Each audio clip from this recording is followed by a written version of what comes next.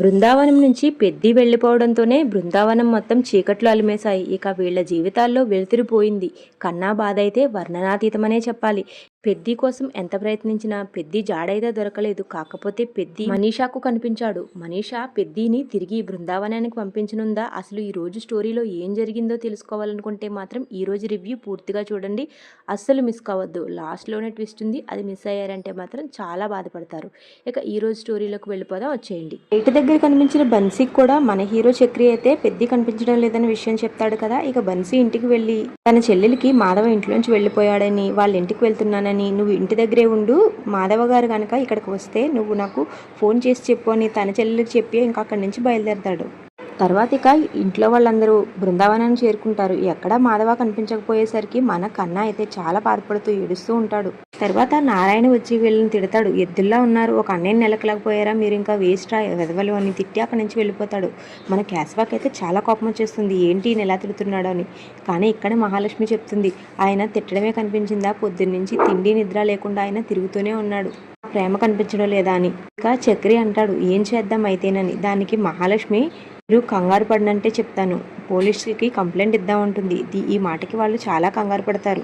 దానికి చక్రి ఇలా అంటాడు, మనం వెతుకుతున్నాం కదా, నేను బస్ స్టాప్లో రైల్వే స్టేషన్లో అంతా వెతకానని చెప్తాడు. దానికి మహాలక్ష్మి అయితే ఇలా అంటుంది, మీరు బస్ స్టాప్లో రైల్వే స్టేషన్లో వెతకగలరు, కానీ సీసీ కెమెరాల్లో మీరు చూడలేరు కదా, పోలీస్ కంప్లైంట్ ఇస్తే వాళ్ళు సీసీ కెమెరాల్లో పెద్ది ఎటువైపు వెళ్ళారో ఆ డైరెక్షన్ చూసి అక్కడ వెతకగలరు అని చెప్తుంది. దానికి ఇక ఇంట్లో వాళ్ళు కూడా ఒప్పుకొని ఇక మహాలక్ష్మి ఇంకా చక్రి పెద్ది కోసం పోలీస్ కంప్లైంట్ ఇవ్వడానికి బయలుదేరతారు.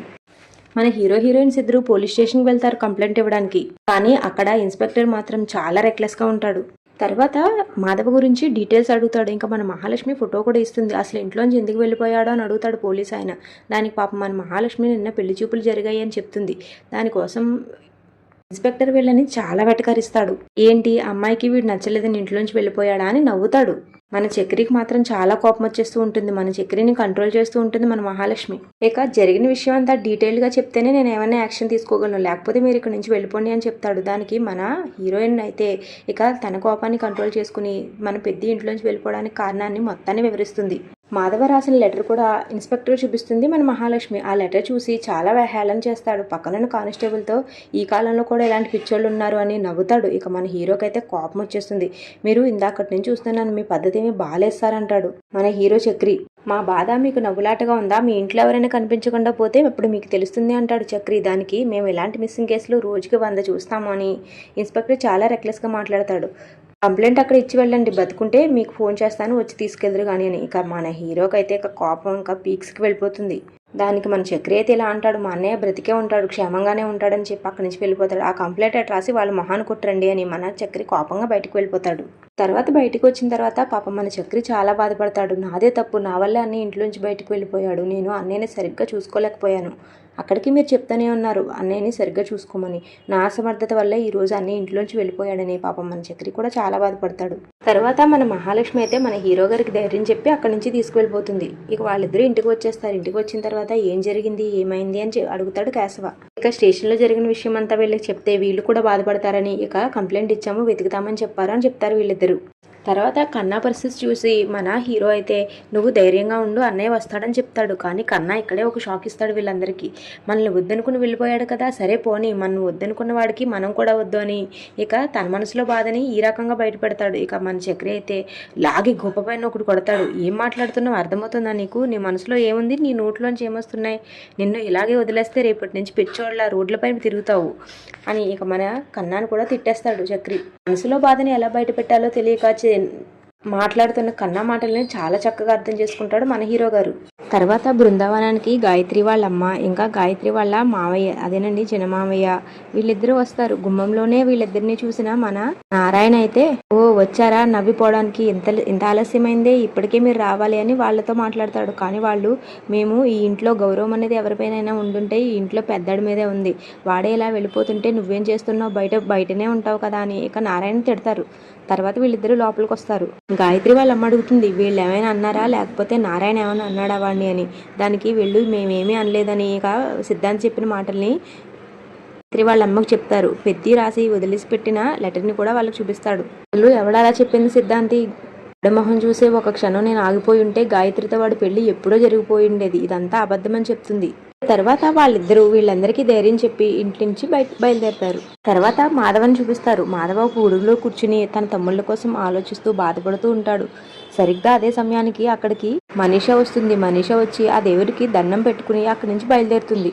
ముందైతే మనీషా మన మాధవని చూడదు, కానీ తర్వాత వచ్చి వెనక నుంచి చెయ్యేస్తుంది మన మాధవ పైన. తర్వాత మనీషా హిందీలో తెగ చెప్పేస్తూ ఉంటుంది, మీరు ఇక్కడ ఏం చేస్తున్నారు, ఇంట్లో వాళ్ళందరూ మీకోసం చాలా బాధపడుతున్నారని. నేను వెంటనే మహాలక్ష్మికి ఫోన్ చేస్తానని చెప్తుంది. కానీ మాధవకి పాపం మనీషా మాట్లాడినవి ఏవీ అర్థం కావు. తనకి చేతులు జోడించి, నువ్వు మాట్లాడేది నాకు అర్థం కావట్లేదు, కాకపోతే మహాలక్ష్మి అంటున్నావు కాబట్టి చెప్తున్నాను, దయచేసి వాళ్ళకి నేను ఇక్కడ ఉన్నానని చెప్పకొని చెప్తాడు. ఆ మాటలు కూడా మనీషాకైతే అర్థం కావు. తర్వాత కన్నాకి భోజనం తీసుకొస్తుంది మహాలక్ష్మి. కానీ కన్నా భోజనం తినని మొండికేస్తాడు. అన్నయ్యే కావాలంటాడు. తనకి చాలా ధైర్యం చెప్పే ప్రయత్నం చేస్తుంది మహాలక్ష్మి. కానీ కన్నా అయితే అస్సలు వినడు. మహాలక్ష్మి ముద్దలు కలిపి తినిపించే ప్రయత్నం కూడా చేస్తుంది. కానీ పాపం మన కన్నా అయితే చాలా ఏడుస్తాడు. మేము ఎవరి జోలికి వెళ్ళము, ఎవరిని ఏమీ అనము, మన బ్రతుకులేవు, మేము బ్రతుకుతాము. అలా అయినా భగవంతుడు మా రాత ఎందుకు ఇలా రాశాడు వదినా అని చాలా బాధపడతాడు కన్నా. అమ్మలేని నాకు అన్నయ్య అమ్మయ్యాడు, ఇప్పుడు అన్నయ్య కూడా వదిలేసి వెళ్ళిపోయాడు, నేను ఏం పాపం చేశాను వదినా, నాకే ఇలా జరుగుతుంది అని ఏడుస్తాడు. మహాలక్ష్మి అయితే కన్నాకి ధైర్యం చెప్తుంది. ఇంతలో కేశవ వస్తాడు. కేశవ వచ్చిన తర్వాత అన్నయ్య దొరికాడా అని పరిగెత్తుకుంటూ వెళ్ళి అన్నయ్య అన్నయ్య అని పిలుస్తాడు. కానీ మాధవ ఎక్కడ కనిపించకపోయేసరికి వీళ్ళకి మళ్ళీ నిరాశ ఎదురవుతుంది.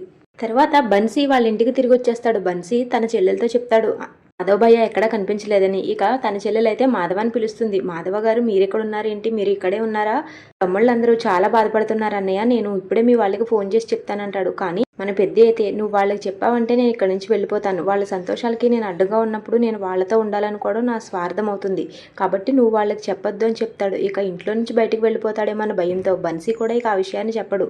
నువ్వు ఇక్కడికి ఎలా వచ్చావన్నా అని అడుగుతాడు. దానికి అనీషా చెప్తుంది, ఈయన నాకు గుడిలో కనిపించారు, మీరు లేకపోతే ఇంటికి వెళ్ళనని చెప్పాను, అందుకనే ఆయన నేనే దగ్గరుండి తీసుకొచ్చానని చెప్తుంది.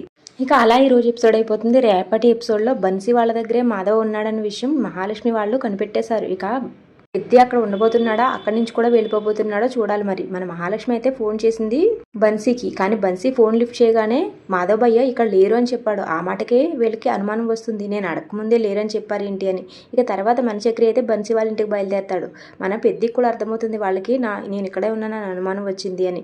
ఇక చూద్దాం రేపటి ఎపిసోడ్లో ఏం జరుగుతుందో. మన పెద్దిని అయితే వీళ్ళు వెనక్కి తీసుకువస్తారా, లేకపోతే అక్కడి నుంచి కూడా మన పెద్ద ఎక్కడికైనా వెళ్ళిపోయి ఉన్నాడో రేపటి ఎపిసోడ్లో తెలుసుకుందాం. అంతవరకు మన ఛానల్ని సబ్స్క్రైబ్ చేసుకుని ఈ వీడియోకి ఒక లైక్ చేయండి. ఇక్కడ రేపటి స్టోరీలో కలుసుకుందాం. అంతవరకు థ్యాంక్ యూ.